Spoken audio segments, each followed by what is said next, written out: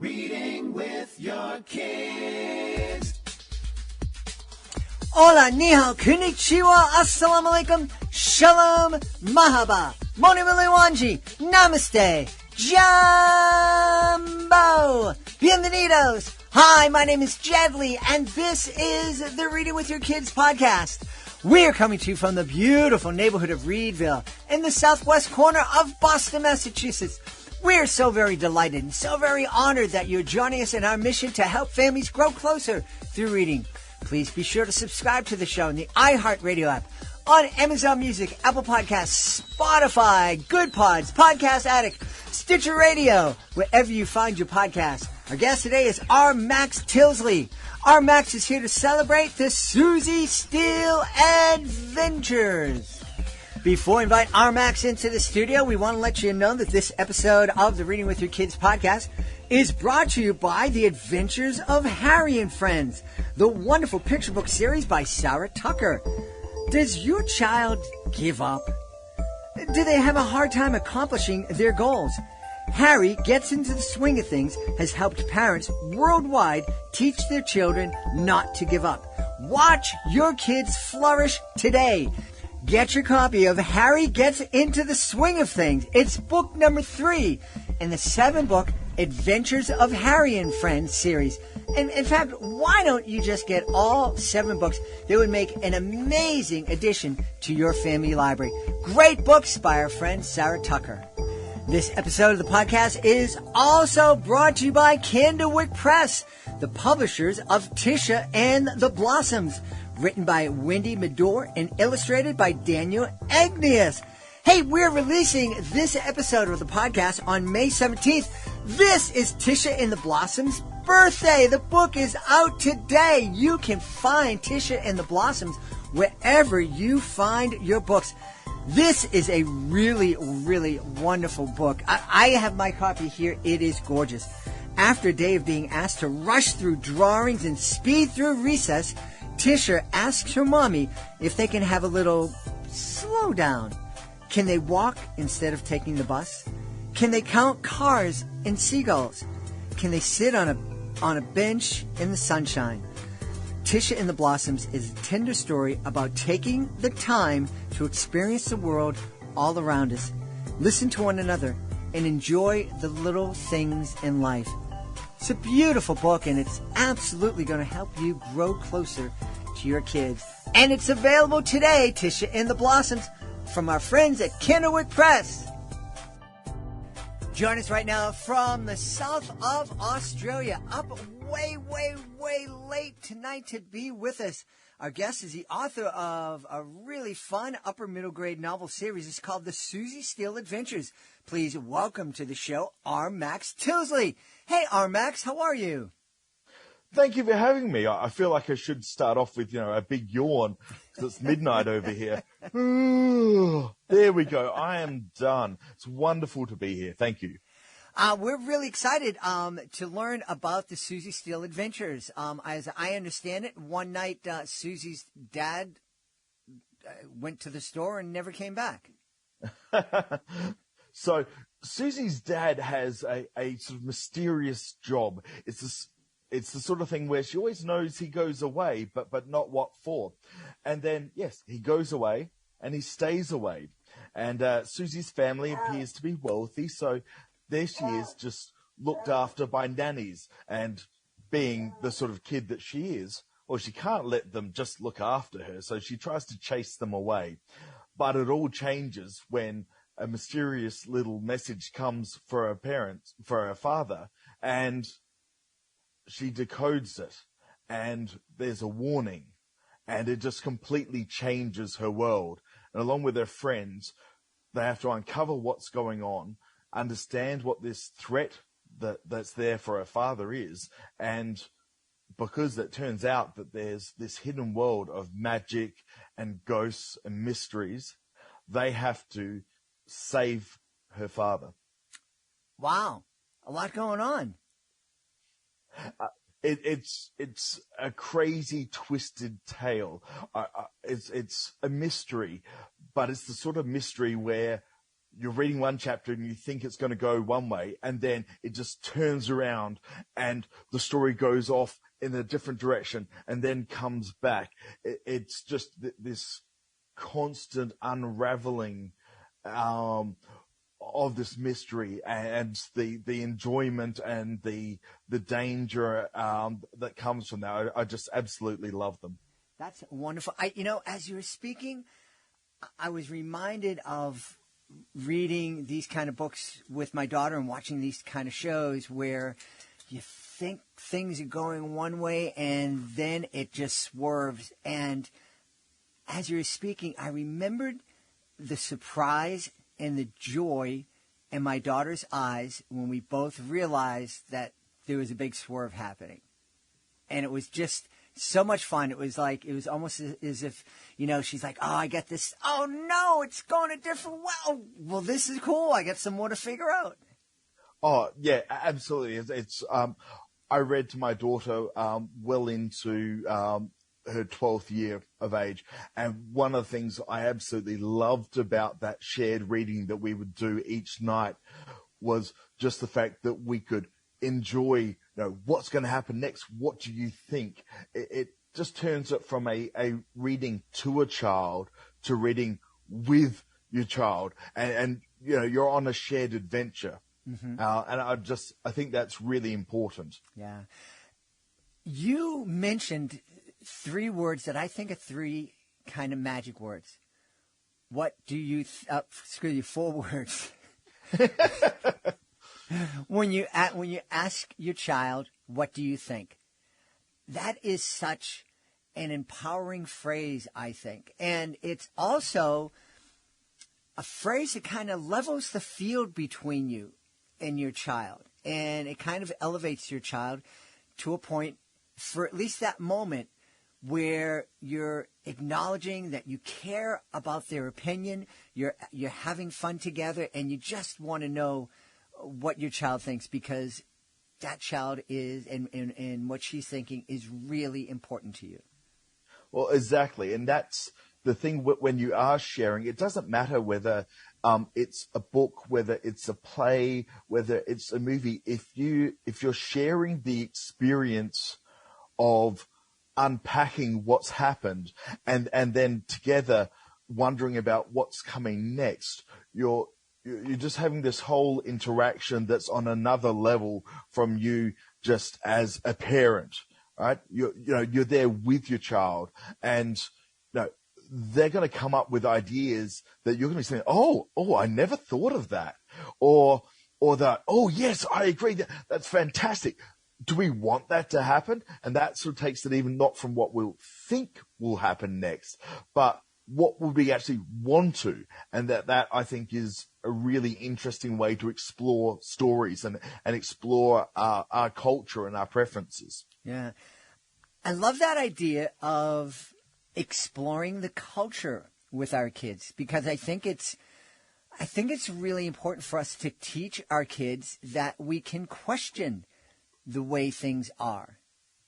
We don't have to just sit back and say, well, it's the way it is. We're just going to kind of live with it. We can let our kids know that this isn't a perfect world, and we can change it. We can make it more perfect. Yes, that's for me. It's one of the things that I grew up on.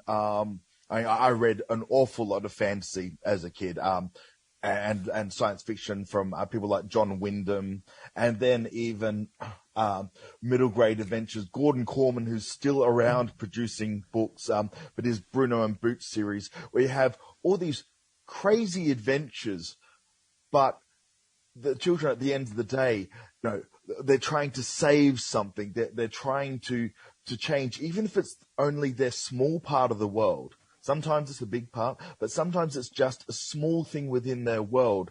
And it's not always them against the adults. I think that's important as well, that we're not always in conflict with the adults, though we can be.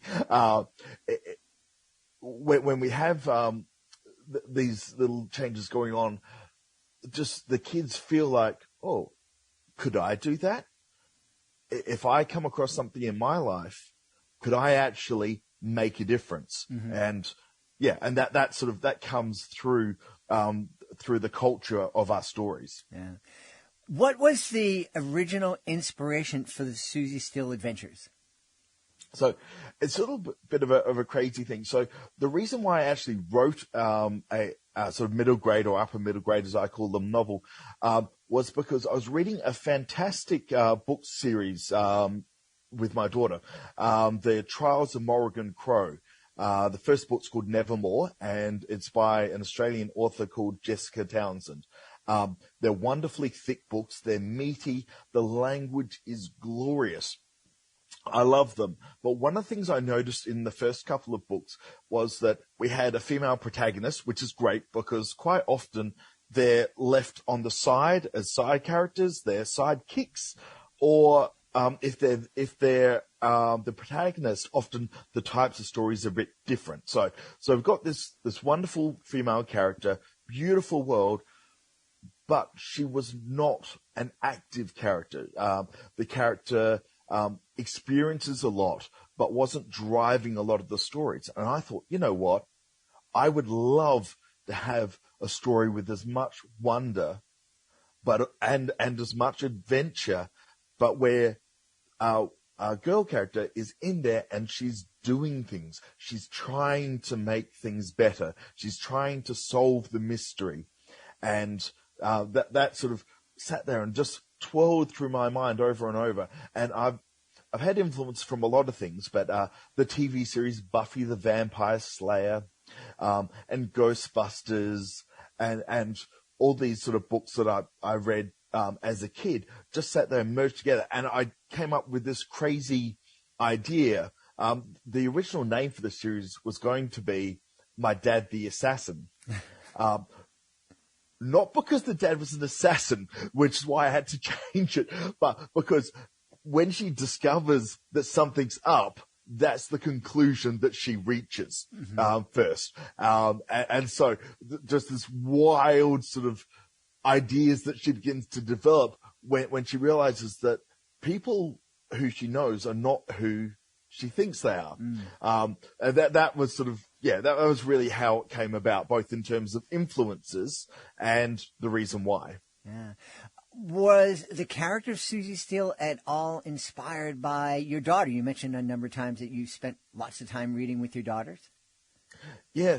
My daughter, my eldest, my youngest is a little on the young side for that sort of comparison, but she is incredibly insightful.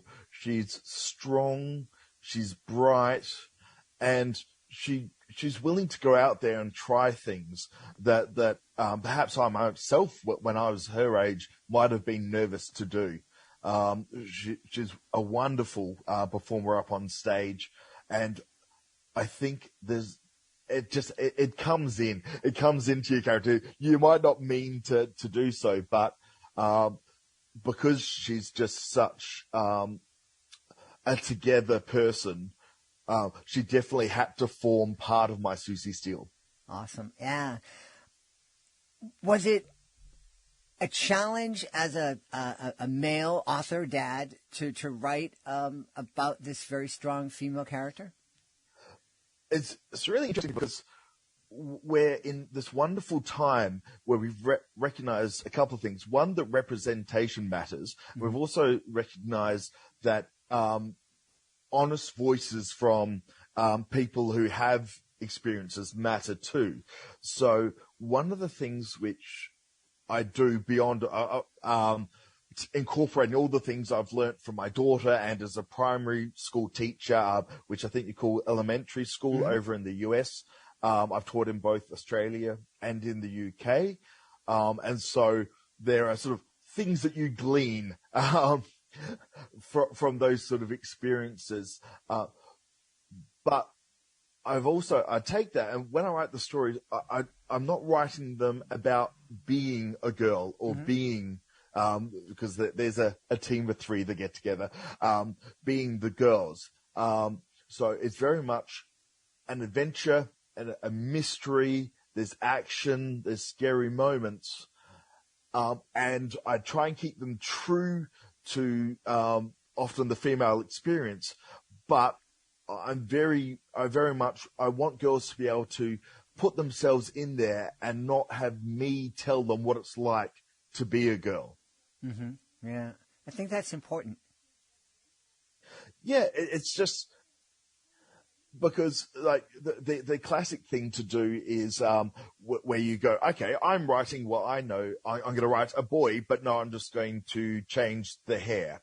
And that's, I think that's obviously, it can end up with a character that might not feel real. But there's a lot of shared experiences that we all have as children, that can flavor what goes on within a story. And I think they're the good things to push on when you're putting these characters together so that everyone can feel connected to them. One of the things that I've liked is when I know that boys have read the books because they're written with female protagonists and two female friends. And quite often we end up with boys going, well, I'm just going to read the books about boys. And often, certainly in the past, it's changing now. I do think it's changing now. But certainly girls have had to go, well, okay, I'm going to have to read the books about boys too, because that's the books that there are. But when you've got a story that has a lot of those shared sort of experiences, the adventures, because, when we were young and we went, down to a creek or something like that, it doesn't matter what gender you are, that there's a wonder that you experience. When you're walking home late at night and it's dark, right? That experience isn't a gendered experience as a kid, right? The darkness, the feeling alone, the wind coming, that strange sound behind you, all those things are something that I think everyone can connect with. Yeah, absolutely. You mentioned earlier that the series was initially inspired by an author that you love, an Australian author whose books were just filled with magnificent language. One of my favorite middle grade series is the Phyllis Wong series, written also by an Australian author, Jeffrey McSkimming, over in Sydney. And the thing I love about those books are the language, and that it's English, but there's so many words that we don't hear. And I think that's one of the beauties of a great book, is just introducing kids to words that maybe people don't use them anymore. We just don't hear them, but it's just a great way to help kids expand their vocabulary. And there are a lot of words that are just fun to say. Oh, absolutely. It's one of the things that when I put out the first book, I got feedback from the parent of a reluctant reader, and they said, oh, she finished that in 2 days. And it's over 60,000 words. Reluctant reader today, but one of the dangers, and it's sort of hard because when publishers are putting out books, they know they've got to hit a certain number of sales, and so there's a really strong pressure to bring the language down. And I'm not saying that, because publishers put out just fantastic books all the time, but there is a pressure to simplify. It's just the nature of the industry that we're in. And so when we make the deliberate choice to use beautiful language, we can be careful in the way that we support the meaning through the rest of, say, a paragraph.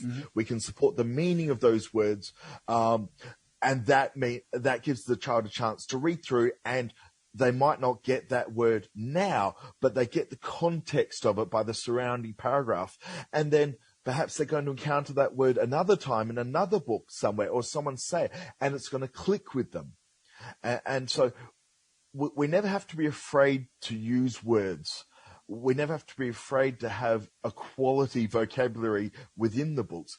All we have to do as authors and as editors who work with it is to make sure that we support that language within that. So when a child comes across it, they've got a good chance, even if they don't know the word. And that's scaffolding, which as a teacher, we always think about is how do I support them to take on the next thing? Whether it's beautiful language, whether it's a concept around the plot, or just the way that people interact with each other, the characters interact, even that, the more complexity you can build into there with support, the more the child's eyes are opened to possibilities in their own lives. Yeah.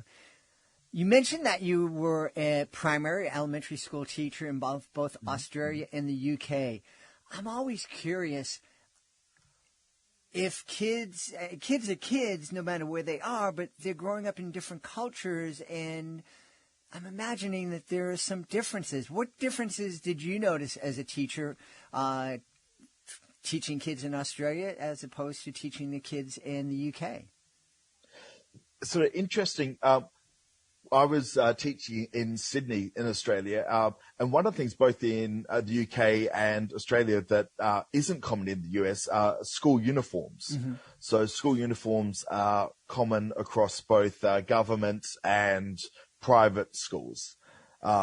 And that's actually one of the reasons why I went with a fancy private school than Susie Steele ones, because I wanted the American audience, who I think have been primed by the Harry Potter books, to feel comfortable with school uniforms, because I like playing with the identity that creates. But I worked in a number of different schools in the UK, working with some disadvantaged areas.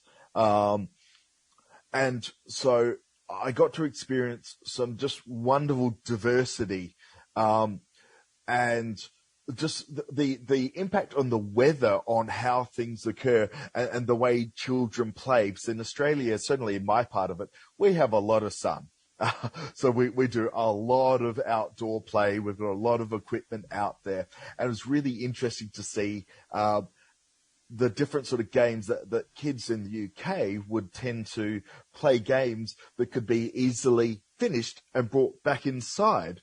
Whereas, in Australia, we have lots of play equipment, and I don't know how that is in the US, but, kids scrambling over everything, falling off, hopefully not too often, but I certainly did it when I was young. It changes the way you play, and play is such an important part of learning. Mm-hmm. That was interesting. And the UK is a more formal sort of place as well. The education's a little bit more formal. I don't know how I could say how that would be in the US, but Australia's a pretty relaxed country for the most part. So, and I do think that shows through with the relationships between us as teachers and our students. In the UK, it's definitely much more formal. I mean, my daughter here in Australia referred to her teachers by their first names, which I've not seen anywhere else. Yeah. Well, we did a little bit back in the crazy 70s here at my school, but it was certain teachers. It's interesting you mentioned the different way the kids play. I remember my wife coming out on tour with me as I was doing educational magic shows, and we were up in the northern New England and Vermont and Maine and New Hampshire, where it's snowing constantly. And for recess there, the kids throw in their leggings and their jackets and go out and ski in the schoolyard. Oh, wow. I would have loved that. We don't get a lot of snow over here. That's what I hear. Well, this sounds really, really fun. I think that this is a great series for kids and parents to sit down and co-read together or to read together. I think it'll be a lot of fun. A lot of opportunities to use those 4 really important words. What do you think? And that's always a lot of fun. Max, tell everybody where they can go to find out more about the Susie Steele adventures and find out more about you, please. Okay, so the easiest thing to probably remember is the website, which is just rmaxtillsley.com. And I'm on Twitter, I'm on Facebook, I'm on Instagram as Max Tillsley. There are 3 L's in my last name. We were so rich we could afford 3 L's. So it's a little bit of a mess. But obviously, you can always jump on Amazon. You look up Susie Steele. That's Steele with an E on the end. And you'll certainly find the Susie Steele Adventures there. Awesome. So lucky to have been advantaged to be able to buy all those extra letters. It's just the thing about living in Australia. It's a lucky country. There you go. Well, we hope to visit someday. In the meantime, we want to encourage everybody to check out the Susie Steele Adventures. And we've been speaking with the author, R. Max Tillsley. Hey, R. Max, thanks so much for being with us. Well, thank you for having me. It's been an absolute blast. Please be sure to join us for the next episode of the Reading with Your Kids podcast. Our guest will be Blythe Russo. She'll be here to celebrate Sloth Sleeps Over. That's the next episode of the podcast. Hey, we would love for you to connect with us on social media, facebook.com/readingwithyourkids, at Reading With Your Kids on Instagram, at Reading With Your Kids on TikTok, and at Jedley Magic on Twitter. And we would love for you to visit our website, readingwithyourkids.com. There is a contact button up at the top of the page. You can use that button to let us know what we're doing right here on the podcast. Let us know what we could be doing better. And best of all, let us know who you would like to hear on a future episode of the podcast. I want to thank the folks who made today's show so wonderful. Of course, we want to start by thanking our guest, R. Max Tillsley. Please be sure to check out the Susie Steele Adventures. Wonderful middle grade novel from our guest. Also want to thank our sponsors, The Adventures of Harry and Friends, a great series of 7 books that teaches your kids some great character education lessons from our friend Sarah Belisa Tucker. Also want to thank our friends at Candlewick Press. Today is the day. It is the birthday for Tisha and the Blossoms. Get your copy today. I want to thank my team, Fatima Khan, Rory Grady, Ashley Contouris, Nicole Belcastro. I want to thank my beautiful wife for all the support she gives me. Most of all, we all want to thank you. Thank you so much for taking the time to join us today. And as always, thank you so very much for taking the time to make the world a better place by reading with your kids. I'll be looking for you in the next edition of the Reading with Your Kids podcast.